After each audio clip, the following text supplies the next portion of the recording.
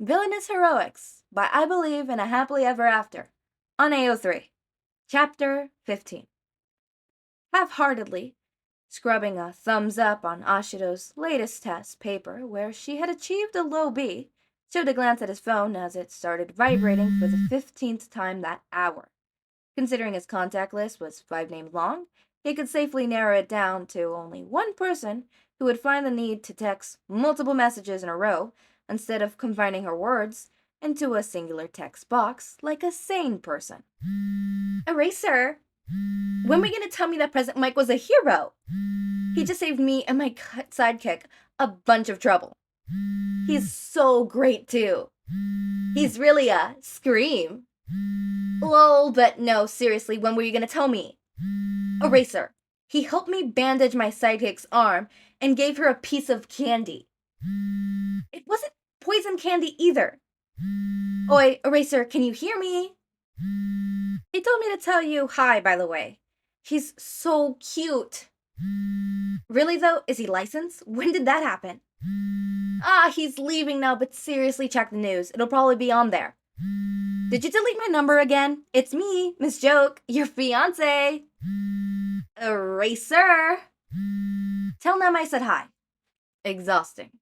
Joke was utterly exhausting, and Shouta regretted every day that he hadn't killed Nemuri for giving her his number.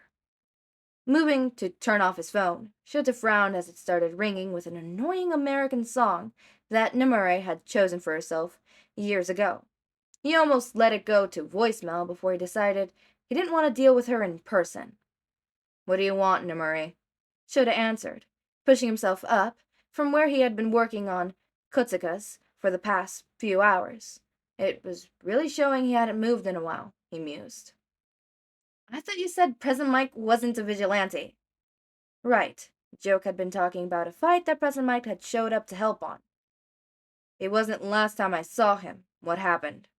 Shouta scuffled to the kitchen, smiling softly as he deflatedly avoided Jelly's playful jumps and nudged against his ankles.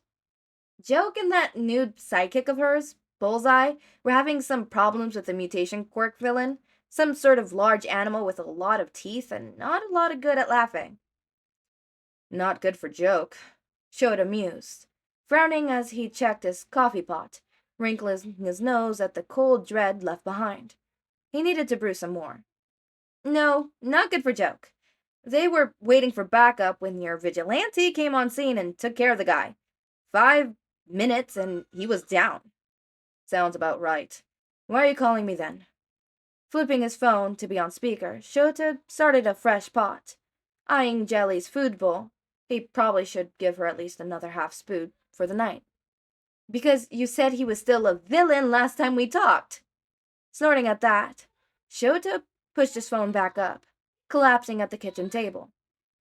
He probably still thinks he is. Really though, Yamada hadn't been a villain for a long time. After their talk the other night at the man's apartment, Shouta was almost certain that Yamada had never been a villain. He was far too kind for that.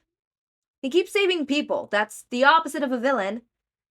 Stifling a laugh against his fist, Shouta listened to Nemuri's rant and complaint as he kept an ear out for the quiet sounds of a happy cat and a brewing coffee pot, and thought about the villain that was President Mike, or rather the hero that was President Mike. Shouta had a feeling that this wouldn't be the last they heard of the new vigilante and hero. 2 weeks later proved him more right than he was expecting. In 2 weeks, President Mike had teamed up with Nemuri for a raid that had gotten out of control, aided Kamini Woods with a building evacuation during a fire, boldly scared well with Mount Lady during a bomb threat, and had even managed to work together with Endeavor, of all people, although Shouta had heard from Nemuri that Endeavor's ears had been ringing for the few days afterwards. All in all, President Mike was finally making an impact like he wanted to, turning the spotlight on him and making sure the media, and by extension, their world of heroes and villains, knew just who he was. And yet, here he was, hiding away on the top of a roof like he was scared of being seen. Landing on the edge of the roof lightly, Shouta hid a sigh in the wraps of his binding as he stepped forward, letting his footsteps be heard. He knew Yamada knew it was him when the man didn't even tense or look back. Not sure what to say, Shouta finally settled on something that he at least knew would get a response. "How goes the day, hero?" The laugh was dry and brittle, an inch away from snapping, as much as Yamada was.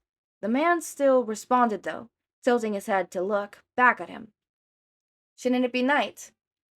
"Probably," Shouta said softly, as he gave a twitch of a smile at Yamada before moving to take a seat beside him, still marveling on how a man so loud and outspoken as Present Mike had such a common name. Then again, after speaking with him in his civilian life, he supposed it made most sense. Yamada Hizashi seemed scared to speak louder than a whisper. Typically heroes stick around to do the paperwork that comes with the work you've been doing." "It's a good thing I'm not a hero, then." The words were chipped, short, and to the point. Shouta believed them as much as Yamada seemed to. "I know what you're gonna say, and I'm not changing my mind. I'm not some hero." "No," Shouta finally sighed, looking down over the city that spread across them. From the building they were on, it felt like they could see the entire world, wish-washed in cool blacks and bright neon lights. "You're not." Shouta hated now. Out of the corner of his eye, he saw Yamada relax. "But you could be." For once, Yamada didn't have a quick response or a sharply denial ready. Instead, he looked towards the night sky, hints of stars just barely peeking past the light pollution of the night. Silence settled around them, but Shouta noticed it wasn't a comfortable silence. It wasn't upsetting to any degree, but there was tension. Shouta finally sighed, fingertips curling around the sleeve's edge of Yamada's leather jacket, giving it a light tug. The man didn't move, but Shouta knew he had his attention as he asked, "What are you doing, Mike?" "I thought I could help people. Good people were at risk of getting hurt on all those occasions. I thought maybe I could at least make sure no one died. I thought I could help." "You did help." Did he really not see that? After all of this, did he really not see that he was doing good? "Joke told me how you helped her and her new sidekick. It could have been a lot worse. Nemuri won't stop bugging me to get your phone number for her. Half the other pros thought you were a new hero, and Endeavor is still absolutely pissed. Which, if you ask me, is always the mark of a good hero." His last line, just like he had hoped, had Yamada giving a startled laugh. Tension seemed to drain out of both of them, Shouta feeling a shoulder press against his own. He didn't move away. Instead, he sat calmly relaxing at the swath of warmth until he heard Yamada suck in a shaky breath. "I'm supposed to be the villain, Eraser." Eraser. Ah, right. Yamada didn't know that Shouta knew who he was. Both parts of him. "Is that really what you think? Or is that what you've been told to think?" Because Shouta had a theory that Yamada wasn't a villain by choice. He had started all of this wanting to help people in his own way, after all. A man like him could never be a villain. "You keep saying your quirk was dangerous. Who told you that?" Just as he suspected, Yamada was tense again. His side, once more, wound up and tightly coiled as if ready to cut his losses and run. It was almost cute that Yamada thought Shouta would ever let him leave.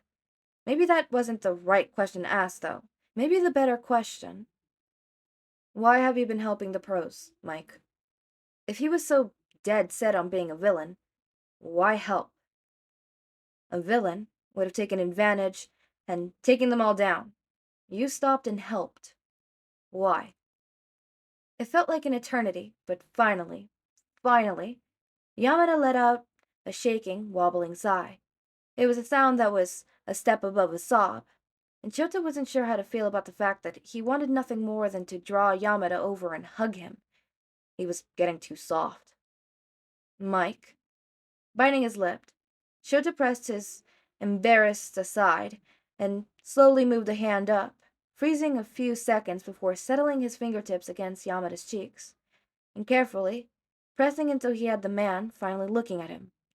Yamada looked like he was shaking to pieces, and Shouta didn't stop to think before he pressed his palm against Yamada's cheek, thumb rubbing against soft, smooth skin.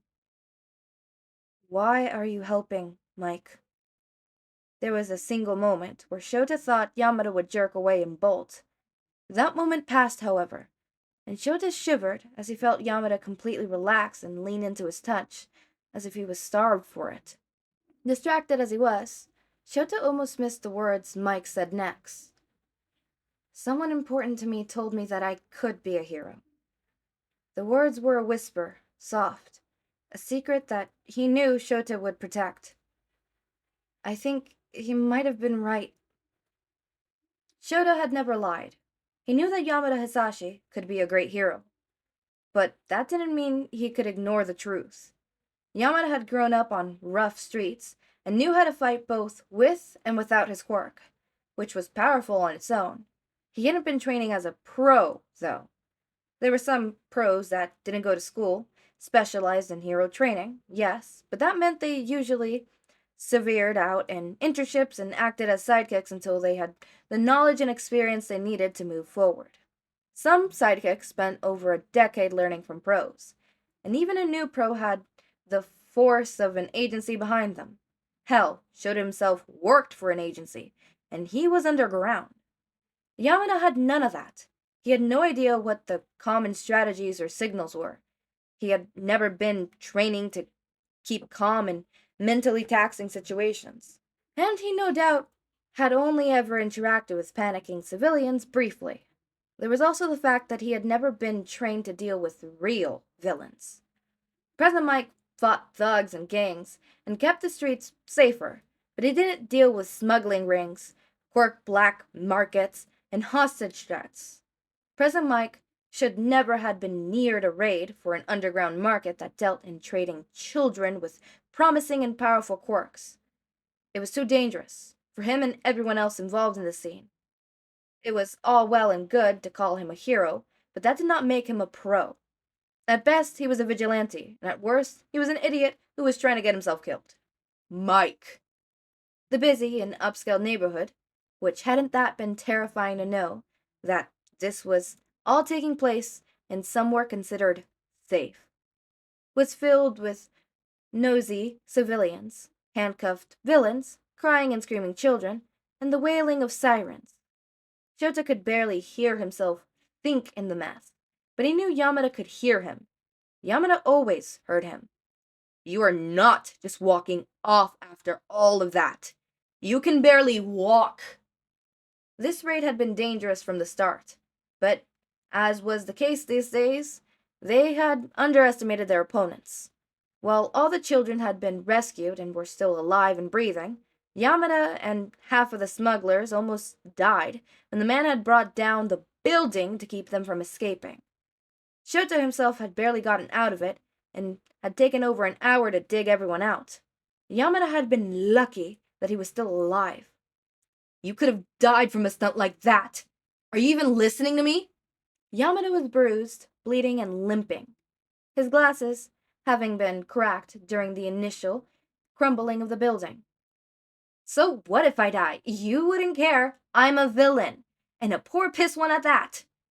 Yamada had spun around to meet his approach, fists clenched around his broken sunglasses, as he stared at Shouta with tear-filled eyes. Shouta wasn't sure if this was the tears that made it feel like the breath had been knocked out of him, or the fact that Yamada had said those words so casually. No, he had said them so bitterly. I give it my all, and you still hate me! Shouta had failed. If Yamada thought he hated him after all that had happened, then he had went and truly failed in everything. Yamada looked close to even more tears. His voice sounded so defeated as he murmured, At least let me sulk in peace.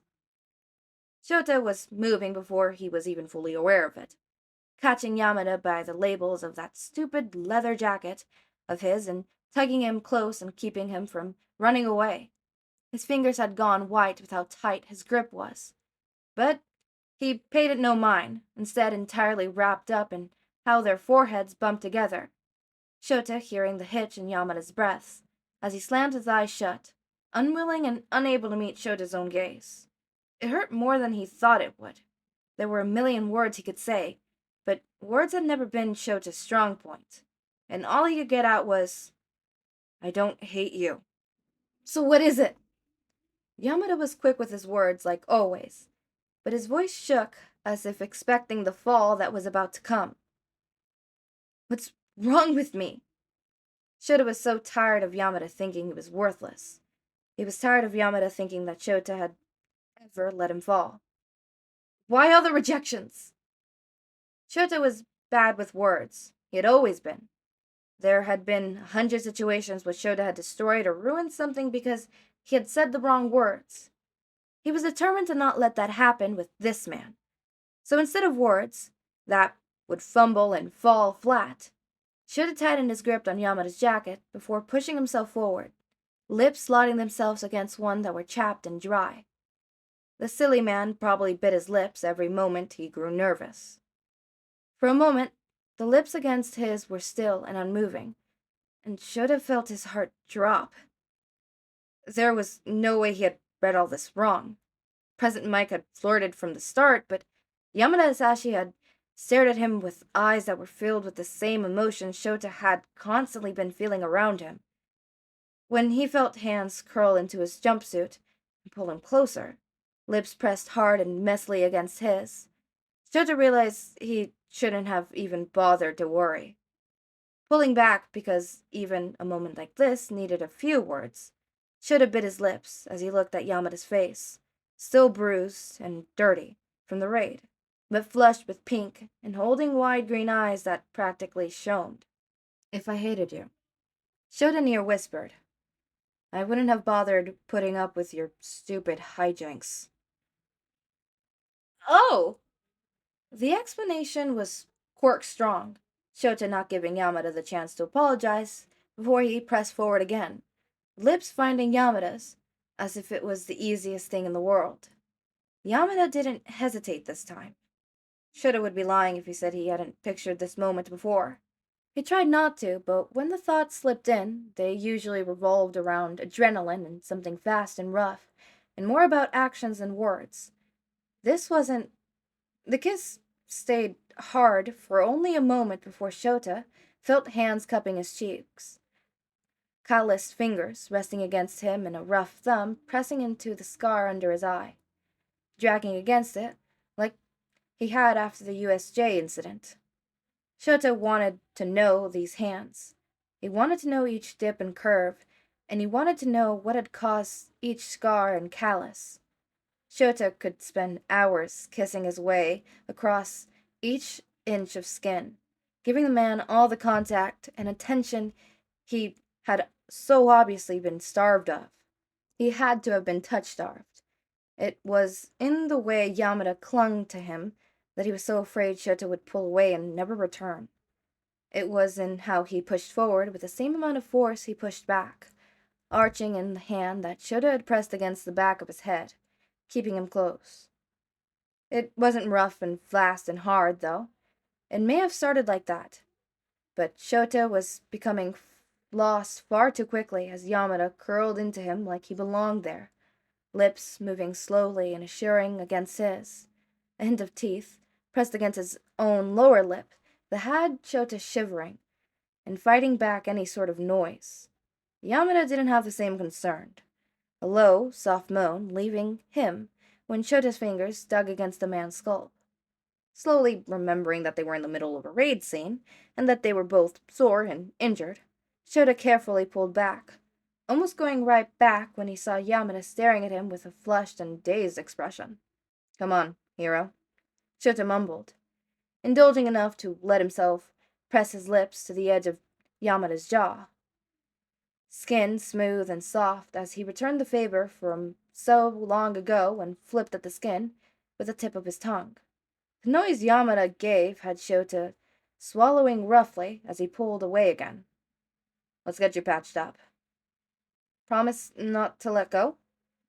Yamada's voice was rough and low and nothing at all like the smooth, high tones he had as President Mike. It had Shota tightening his grip more than he thought possible. I won't. How hard would it be to have an adult get a pro hero license? Shota kept his expression perfectly blank and even laid back as ever as he watched Nemuri's circle through at least 8 different expressions in the middle of the staff room. When her face finally settled on a sharp smirk, though, Shota wondered how fast he could get away. This is for present Mike, I take it. Nemuri's voice was a purr, and Shota hated her. He still gave a single sharp nod. However, well, it looks like my little Sho-chan finally found love. Ah, they grew up so fast.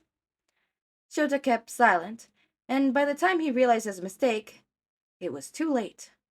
Nemuri was staring at him with sharp, narrowed eyes. Shota stared back evenly, trying not to show any fear. She could no doubt sense it. Sho-chan, Nemuri cooed, voice light and sweet and containing all the horrors in the world. When I said you found love, that usually when you correct me and tell me how wrong I am. Right. There were many ways to do this. There's no use in correcting you when you aren't wrong. In hindsight, Shota should have expected the squeal. Are you gonna help me or not with this? Of course I am. As usual, Nemuri didn't seem put off by his sharp voice and sharper glare at all. Oh, and you have to tell me all about it. Did you two finally admit to your feelings? Sure. In truth, there hadn't been much time. The raid had been a few nights ago, and Yamada had been absolutely exhausted after having an EMT on the scene use a minor healing quirk on the worst of his injuries. Shota had followed to make sure he got home all right, but they hadn't had the chance to talk about what had happened. Yamada had whispered that he would see him soon, though before leaving, and that was more than enough. Here's the paperwork I've managed to gather so far. You can leave it all to me, Sho-chan. Nemuri grabbed the paperwork, near spinning in circles as she looked so happy. Shota had the urge to tie her up and shove her away in a closet for a few days. I've witnessed a true miracle. Not only is my sweet Shota in love, but his feelings are returned. You're lucky I still need you alive. Shota hated to admit it, but Nemuri was far better with loopholes and paperwork than he was. Besides, this was important. He wanted to have all the paperwork ready when he finally sat Yamada down and truly talked to him about all of this. I'll see you tomorrow. I have things to do. Right. Go train your secret love child. Nemuri waved off, suddenly pausing and going completely still. Shota was already reaching for his binding cloth as Nemuri looked at him with wide eyes. Does Mike know you have a son? I'm going to skin you alive and feed you to my cat. Shota hissed, refusing to admit any heat in his cheeks. I do not have a son. Yet! Turning on his heel, he decided that ignoring Nemuri was the best thing he could do. Boo! No fun! I'll get the paperwork to you later! Pausing at the door, Shota glanced back and gave a small nod before deciding that he could be cruel too. Mike and Shinsou had already met. He seemed delighted that I had a son. With that, Shota left the lounge and closed the door, smiling a little to himself as Nemuri's pleas and whines for more information. Heading to the indoor gym he had been spending most of his afternoons in, Shota peeked his head in and smiled to himself as he saw Shinsou going through his warm-up routine, focused intently as he moved through his stretches. The kid had come far since the first fight in the festival, and Shota knew without a doubt that he would make it into the hero course.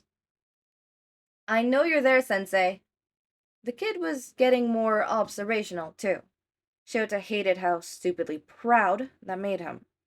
It's creepy when you just watch, you know. It's my job to watch.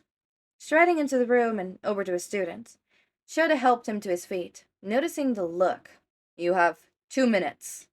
It had taken months to get Shinsou relaxed enough to talk with him honestly and openly. It had taken a few minutes to realize he had made a horrible mistake. Once Shinsou was comfortable enough to talk, he didn't stop. Shota almost wanted to throw him in a room with Yamada and see which one ran out of words first. The new hero present Mike, huh? Shinsou had a large grin on his face. Shouta placing a hand on the teenager's head and gently tapping his head down towards the ground. All it did was cause laughter. Is he still saying he's a villain? Not for much longer. Not if Shouta had anything to say about it, at least. He was never much of a villain to begin with, anyways. I thought he was that night when I first met him. Oh, that was the news to him. He came strutting in like he was one of them, and the guys who had me cornered started talking about how he was always fighting against Eraserhead. Well, they weren't wrong, Shouta snorted, nudging Shinsou along. Come on, second set of stretches. I don't think I was afraid of him even when I heard that, though. Shouta kept talking, even as he began the next set of stretches. Shouta, soaking off the capture weapon and joining him. He was glaring, but he was glaring at the one who was holding that muzzle. Muzzle? Shouta stumbled out of his own stretch, eyes snapping to Shinsou. He silently concealed to Nemuri that he may have grown a touch attached when he had the immediate urge to check the kid over and make sure he was all right after that event had happened months ago. Oh, I didn't tell you that part. Shinsou blinked, looking entirely nonplussed. They were talking about how I fetched a nice price. The fact he could say that with such a detached tone had Shouta feeling even more worry. He didn't like it much. He played them all, though, present Mike. Let me guess. He got rid of the muzzle and then screamed at them until they passed out? Because you remember the state of those men had been when Shouta had come across the scene. He took the muzzle and fooled them into thinking that he was gonna help, and he was going to put it on me himself. Shouta recountered, tongue poking out as he focused on the pose he was always having problems with. Shouta was nudging him into the correct position, almost absently. Shouta flashed him a smile. He had them all fooled, even as he dropped that muzzle and put his headphones on me instead. That sounds like him, Shouta snorted, remembering that night clearly now, and how Yamada had been without his headphones when Shouta had found him. He's not all that intimidating once you see that stupid smile of his. Yeah, he had me hide behind the dumpster and reassured me the whole time. He made it seem like he was on their side right until he took them down. Shinsou stood up from his stretch, entering a more relaxed one as he stretched his arms up, a small crack coming from his back. He's a pretty amazing hero when you think about it. Vigilante, you mean? Shouta glanced down to see Shinsou smile wide and honest as he shook his head. No, I mean hero. Shinsou laughed as Shouta rolled his eyes, fighting to hide a smile. Shinsou was right, though. Yamada truly was an amazing hero. A hero that deserved to know the truth. Next time they spoke, Shouta would tell present Mike he knew exactly who he was, and that he and Yamada Hizashi could sit down and figure things out. It wasn't going to be easy, not by any stretch of the imagination, but Shouta had a good feeling about where it was going to go from there.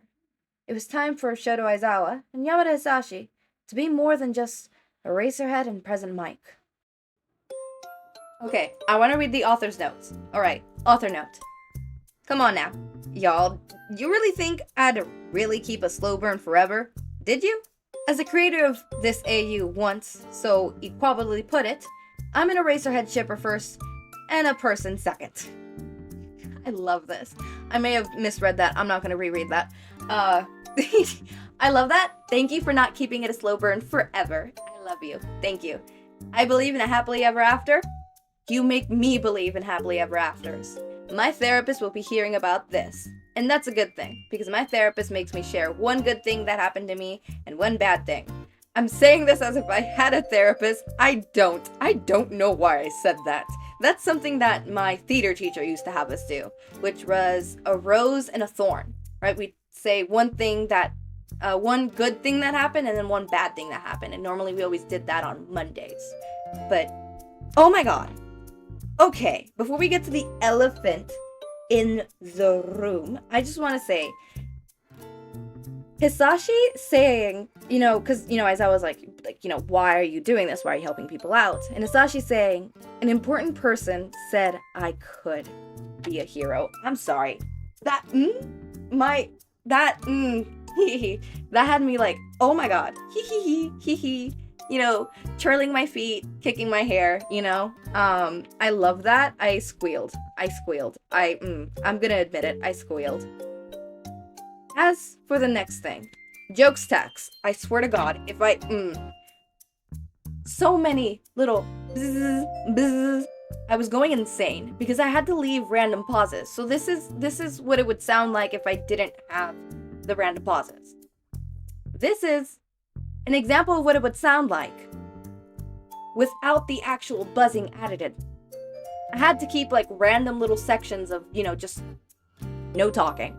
It's weird and awkward to actually read stuff like this. It really is, but it had to be done. Voice effects, it's something that I do. Not voice effects, hold up, sound effects, hold up. I do voice effects too, I think. I don't know what actually classifies that, never mind. Don't quote me on that. Okay, elephant in the room. I just threw my notes away.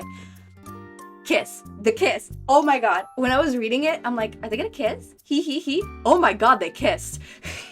I had to re-record the part where like it says that their lips touched and stuff like that. Cause I went, oh my god, they kissed.